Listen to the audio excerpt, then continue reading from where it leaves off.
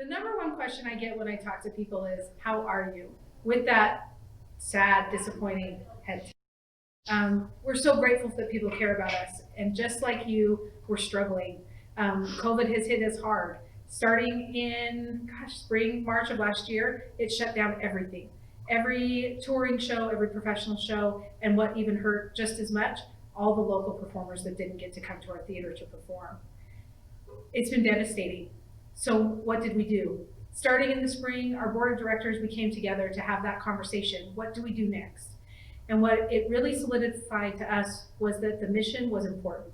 And how do we continue to bring the arts to you?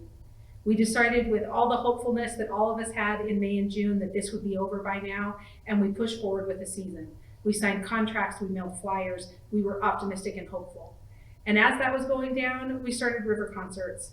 Our lovely, wonderful Bank of Idaho river concerts, in which 300 to 600 of you join us on the river on Tuesday nights. And quickly and swiftly, those couldn't happen either. We were grateful to be able to move those here to the gallery or onto our theater stage and still highlight all those local performers, and you all live streamed from home. And that was a wonderful way for us to share the arts with you. We continued with Youth Jam, and when that wasn't able to happen, we came up with new experiences called Grab and Go. And we were marveled and humbled with over 2,200 of you lined up to gather bags so that you could take them home and do art projects at your home. We wanted you on the Greenbelt, we missed having you on the Greenbelt, but really what was most important is that you still got to have those experiences. As we turned the corner into the fall, I think the inevitable acceptance has happened, and we're still sitting here with that reality. Our ability to bring shows to our theater still isn't going to happen. Now, why doesn't that happen? Why can't I bring in one of those artists and put them on our stage and live stream them to you? In the simplest, cost. For us to have an artist that travels here and the uncertainty that the current environment provides, we just can't do it. We normally are able to bring those professional acts to you because we communicate with other cities and we book what's called a route.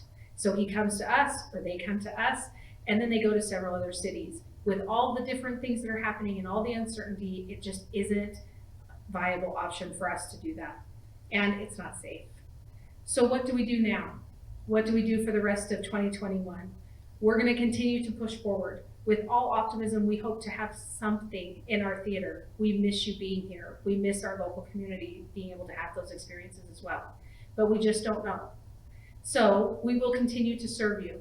Hopefully, we'll get to do more experiences like Live from Colonial, where you get to see your neighbor and your friends perform on the stage.